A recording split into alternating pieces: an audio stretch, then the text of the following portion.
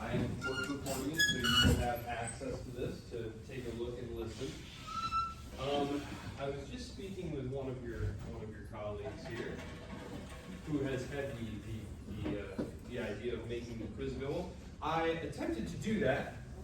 It did not work. It did not work, I'm informed. So what I'm going to do is I'm going to copy and paste all of the questions from all the quizzes, along with the answers. I'm not going to bother with the wrong answers. I'm just going to copy and paste question, correct answer. And I'm just going to put it on there as a discussion board. We don't have a discussion board in this class, so that will make it easy to find. It's going to be discussion board, exam 1. And then we'll probably do the same thing with the exam 2, and then the final exam. So there will be 3 total discussion boards at the end, and it'll just be your exam questions. 75% of your questions are going to be these quiz questions. They are going to be available to you right there. The other 25% of the questions, and again, these are the multiple choice and short answer questions. I've been asked what chapters those are going to be on, and indeed, I do want to let you know what chapters those questions are going to be drawn from, because there is a lot of reading. I took them all from the final 2 chapters. You had 4 chapters that we were doing. All the other 25% of the questions that you're going to have for the multiple choice and true or false are going to come from your second 2 chapters. That was Columbus and the Americas, and globalization and revolution. And of course, you'll recall we stopped before the end of globalization and revolutions, right? We did the American Revolution and we stopped. So all the French Revolution stuff, ignore. So you've got basically 1 3/4 chapters to look over there, just to make sure that you're in good shape for the final there. The questions track very closely with the lectures that you heard about those materials. So I made very certain that I did not ask you any, there's no like gotcha questions. They're not trying to trick you up. If you've read the chapter, if you've listened to the lectures, I have no doubt you will do well. And certainly you should definitely go in and look at the discussion board. I'm going to make the discussion board as soon as this class ends. I'm actually going over to print the exams, and I'm going to put together the question pool and then put it on the discussion board. So it's 44 questions, true and false, multiple choice. As I said, 75% of those are all going to be your quiz questions, so make sure you know those. And then the other questions, which I believe there's about 7 or 8 of them that you won't have seen before, those are all taken directly from the lectures and reading over chapters 3 and chapters 4 of Aloso and Williford. So, any questions so far? Any questions so far? Okay, all right. There are going to be 4 extra credit questions. 4 extra credit questions. These are all multiple choice, so definitely take a crack at them, even if you aren't sure. Definitely take a guess, because each of these is worth 2 points. I have mentioned at various points throughout my lectures, like, ooh, that would make a good extra credit question. Ooh, I'm definitely going to use that as an extra credit question. Those are the extra credit questions. Again, I'm not trying to trick you. The maximum grade that anyone can get on the exam is 100%, though.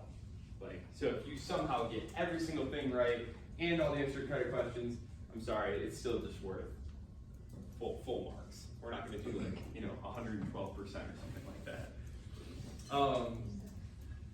The short answer questions. I revised this from essay question. This is a 100 level class. And you're going to be writing these by hand. So 3 to 4 sentences. Let me just ask real quick. Who here knows how to use a semicolon? When do you use a semicolon? The answer is never. Unless your name is William Faulkner. Do not use a semicolon. Just nice, short, punchy sentences right to the point. If you've ever read Old Man in the Sea, Ernest Hemingway, there you go. Boom. That's the kind of writing we're looking for. They separate independent clauses. That's what they do. So I'm going to give you these questions ahead of time so you can think about these and have good answers ready for them. Okay. And you get to pick one. You're picking one to write 3 or 4 sentences over. Option number 1. What factors influenced the divergent British and Spanish colonial developments? Spent quite a bit of time last week and part of the week before talking about that. We had geographical / climatological factors. We had ideological factors. We had political factors. All sorts of interesting things there. There's lots of ways you go. Yeah. Could you repeat that question? Sure. Just so I can get it down. Of course. What factors influenced the divergent British and Spanish colonial practices and developments?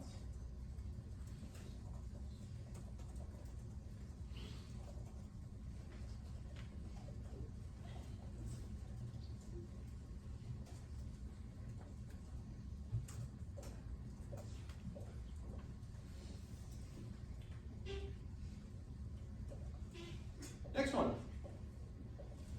What was the Columbian Exchange and what were its impacts? Again, we talked a good bit about this. And Deloso and Williford, if you'll recall, spent quite a bit of time talking about the Columbian Exchange and its various impacts, not only in the Columbus and the Americas chapter, they also come back to talk about it again in the context of globalization in chapter 4. And I can repeat this question if anyone needs me to. And again, this lecture will be on YouTube after this, so this review period. What factors precipitated Europe's period of exploration? What factors precipitated Europe's period of exploration? We're talking here about deep water naval expeditions. So those are your three possible, I'm calling them essay questions, but they're not really an essay. Like, really, it's just a nice paragraph worth of answer there, is what we're looking for. Yes? So they'll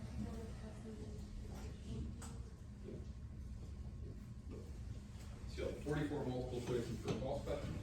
You'll have one paragraph / short essay question, short essay question, whatever you want to call that one. You'll pick one of those three, and then you'll have 4 multiple choice questions for a potential 8 points of extra credit. Even if you, again, even if you aren't sure the answer, please do guess. Please do guess. The exam will take place in here, unless you have already contacted me about that. I've been asked by, oh gosh, was it Amber or Amanda? It was Amber. Amber, who's down at the Student Center, had asked me to kindly ask all of you, if you are planning on taking the exam down there, which can I just get like a rough show of hands? Because I'm printing off the exams I'm so on. Okay, will you just send an email to the Student Center to let them know you're coming? Apparently it's standard practice, you may already know that. I didn't know that, obviously, and she asked me to convey that to you. They already have the exam, so if you just let her know you're coming and when, they will have that for you. Okay? Yeah, any other questions?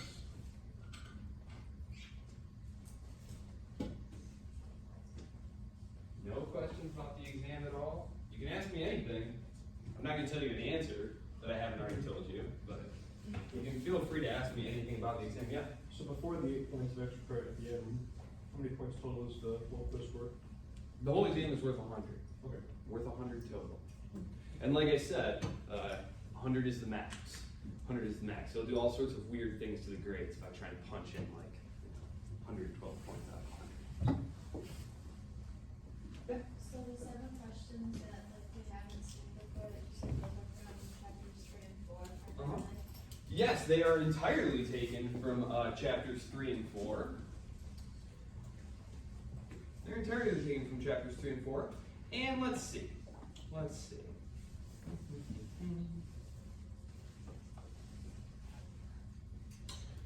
They talk, for one thing, because if you remember, chapter 4 is kind of an odd kind of chapter, like a collection of, it's like an assortment of things that was like, oh, we were trying to get to that and we haven't really gotten to it, but we're going to launch into the long 19th century. We need to kind of tie up all these loose ends.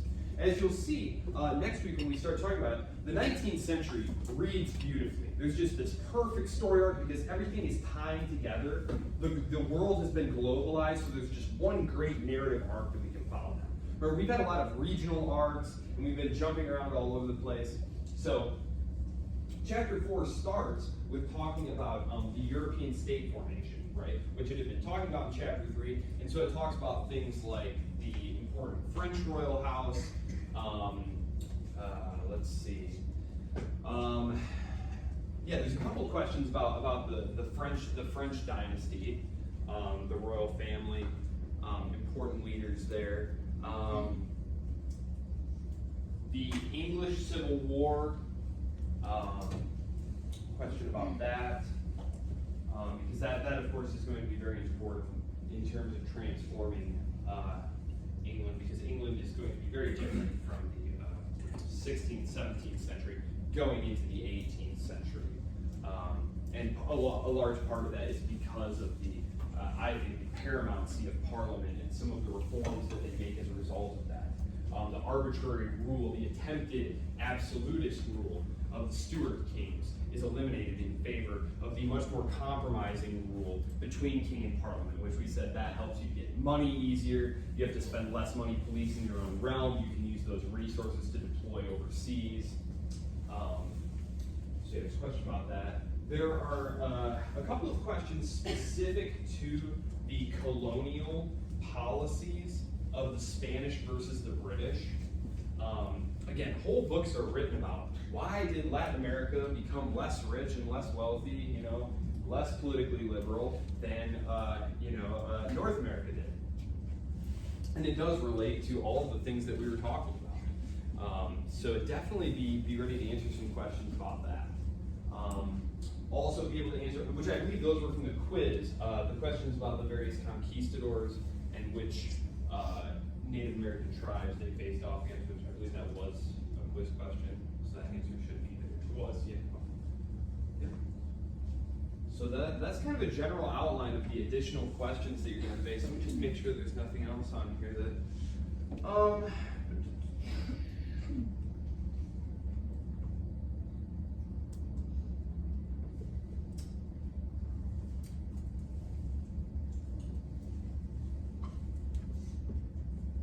question about the 7 Years' War,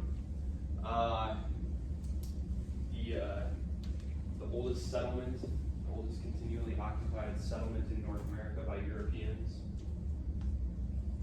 It's just a fun one. I put that one on there. Any questions? Any other questions?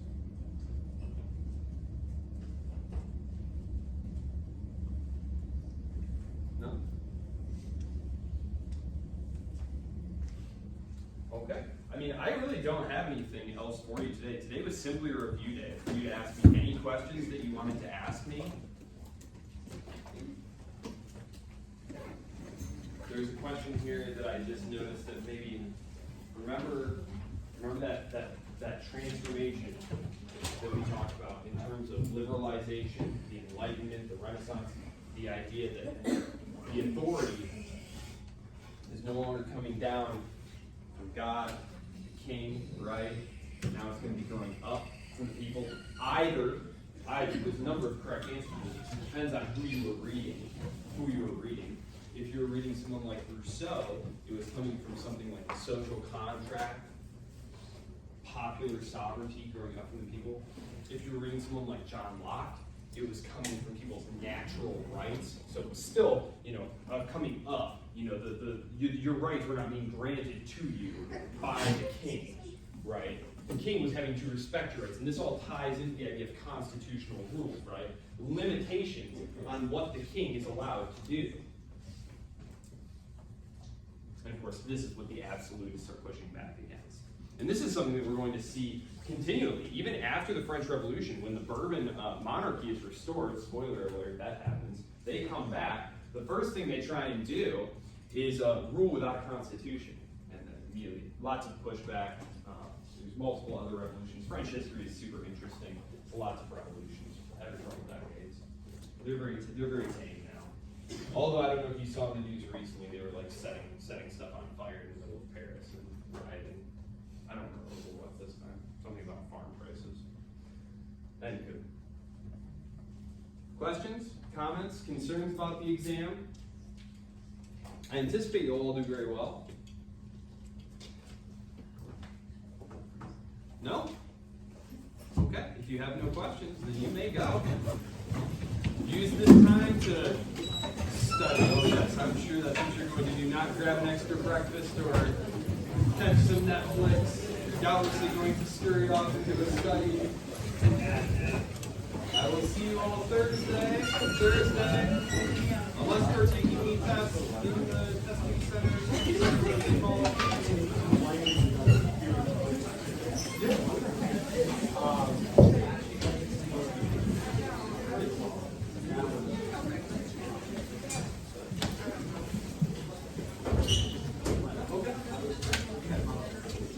Oh yes, yes, yes.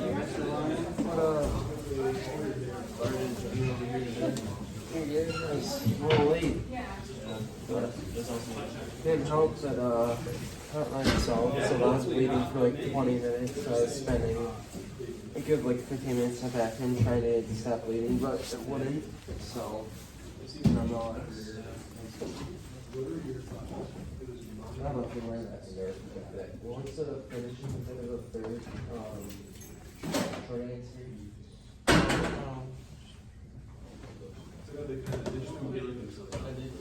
Yeah. I mean, you can keep doing that for a long time. Sorry. Is this a question?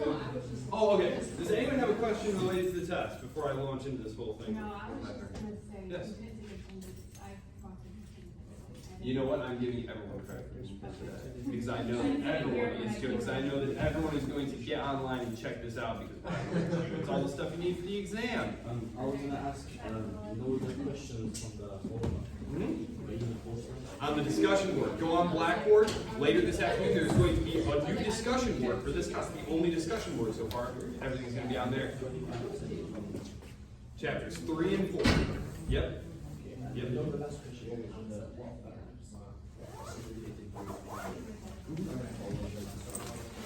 Oh, exploration.